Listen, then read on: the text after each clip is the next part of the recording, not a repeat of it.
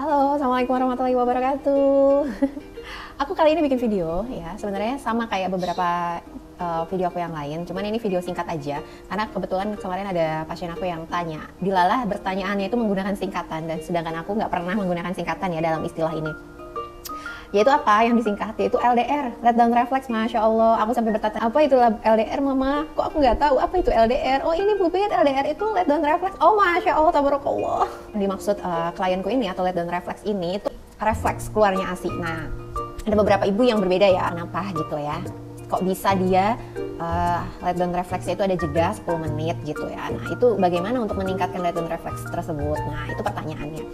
Nah refleks ini tuh biasanya memang karena stimulasi pertama, kedua itu karena memang ada faktor lain gitu yang mempengaruhi let down refleks ini gitu, karena mekanismenya juga berbeda ya kan, setiap ibu beda, hormonnya juga bisa tingkatannya berbeda, makanya istirahatnya, proses istirahatnya itu juga bisa jadi berbeda-beda gitu.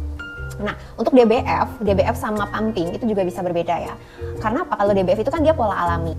Bayi itu lahir, dia sudah akan bisa menyusu sendiri. Kalau misalnya proses persalinannya bagus ya, tanpa ada indikasi dan bayinya sehat, itu dia punya refleks bertahan hidup, salah satunya itu menyusu.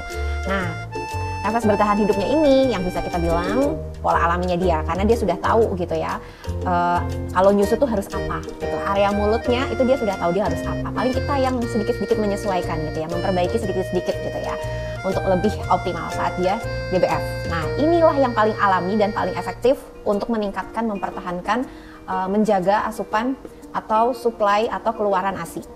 Jadi dari DBF gitu ya. Sedangkan kalau pumping itu gimana ya, bisa dibilang setiap manusia itu belum punya kemampuan untuk menyerupai. Jadi mereka kalau misalnya menciptakan sesuatu yang berbentuk alat gitu ya, atau teknologi, itu belum bisa menyerupai 100% seperti manusia gitu ya. Sama halnya dengan pumping, walaupun banyak di luar sana yang mengklaim sudah menyerupai pola alami dari bayi, tapi nah, jadi kalau ditanya kenapa ada jeda, ya memang ada jeda, pasti ada jeda dalam proses itu, karena secara alami bayi juga saat menyusu juga ada jeda ya. Tingkat stres itu juga bisa mempengaruhi let down reflex dan durasi lama atau sebentarnya proses istirahatnya. Terus adanya jeda ya, tadi tuh 10 menit. Ada yang lebih singkat kok, 5 menit ada yang 3 menit juga ada gitu. Tapi yang kemarin dikonsulkan itu 10 menit. Nah, ini kan ada peralihan ya, berarti ada peralihan. Ini sebenarnya normal, istirahat ini normal karena memang secara alami bayi juga begitu, ada mode istirahatnya. Ini normal, tapi memang durasinya berbeda-beda setiap bayi ya istirahatnya. Nah, respon setiap orang juga berbeda. Terus kondisi payudara, adaptasinya juga berbeda. Nah, apalagi ini bisa dipengaruhi faktor-faktor lain termasuk tadi tingkat stres. Jadi setiap orang sudah pasti itu berbeda-beda. Jadi nggak ada masalah kalau ada istirahat ya. Bibit aku tuh pengennya tuh istirahatnya sebentar aja gitu lah, selama pumping itu kan ada fase kosong kan, nggak keluar. Nah aku tuh pengennya fase itu tuh sebentar aja, nggak usah sampai 10 menit, itu terlalu lama menurutku gitu. Ada beberapa pasienku yang seperti itu. Terus gimana cara untuk mengatasi, mempersingkat waktu kosong dari ASI yang tidak keluar itu, yang 10 menit itu bibit fase istirahat itu? Ya sebenarnya paling efektif kalau tidak ada masalah dengan bayinya, tidak ada masalah dengan DBF, ya DBF paling efektif untuk memancing gitu ya, karena itu mekanisme alami ya. Itu mekanisme alami yang sangat bagus untuk memperbanyak dalam pengeluaran ASI gitu ya. Jadi fase istirahat atau fase kosongnya itu lebih sedikit gitu kan.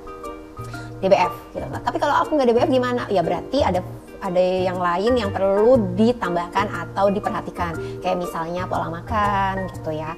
Pola makan, pola pumping, walaupun makan tidak 100%, itu dia termasuk sumbangsihnya itu ya di bawah 50% lah ya. Ada beberapa yang malah sumbangsihnya itu di bawah 25% untuk makanan. Tapi lebih ke tingkat stres yang utama, itu memang dari beberapa kasus kebanyakan itu tingkat stres. Rilis deh kalau bisa, lepasin pelan-pelan gitu ya tingkat stresnya. Itu pasti naik lagi gitu ya. Proses keluarnya ASI itu lebih naik. Karena apa? Let down reflex ini dipengaruhi oleh oksitosin.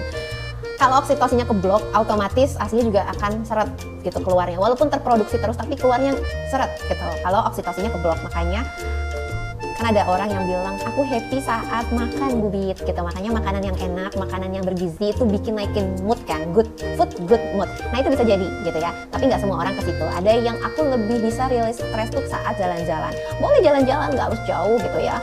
Jangan deket-deket aja, rilis, lepas gitu ya. Jadi pakai cara-cara yang seperti itu. Terus termasuk dengan rutin gitu ya, buat rutinitas gitu. Pumping di jam sekian ya tetap di jam sekian gitu. Kalau misalnya tidak ada urgensi yang lain, ya pumping kalau bisa jangan terlewatkan gitu. Nanti akan lama-lama juga mode istirahatnya itu akan berkurang gitu. Tapi pasti ada mode istirahat, nggak mungkin nggak ada mode kosongnya itu. Pasti ada mode kosongnya, walaupun lebih singkat, antara 3-5 menit gitu.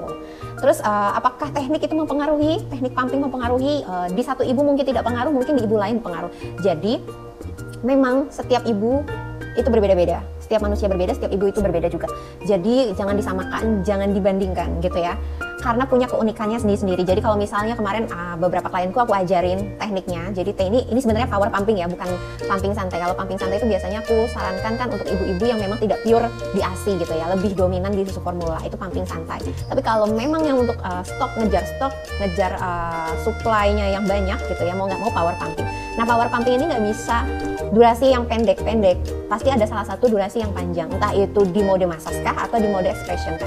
Kenapa bisa dua kemungkinan bubit? Karena kecocokan setiap ibu berbeda. Kayak misalnya kemarin klien aku sarankan mode massage dulu. Mode massage, rata-rata pasti mode massage dulu ya. Mode massage itu 5-10 menit. Habis itu lanjut di expression 15-20 menit. Habis itu lanjut lagi istirahat 5 menit atau 3 menit. Ada beberapa yang lebih pendek, mau istirahatnya dipendekin, nggak jadi masalah.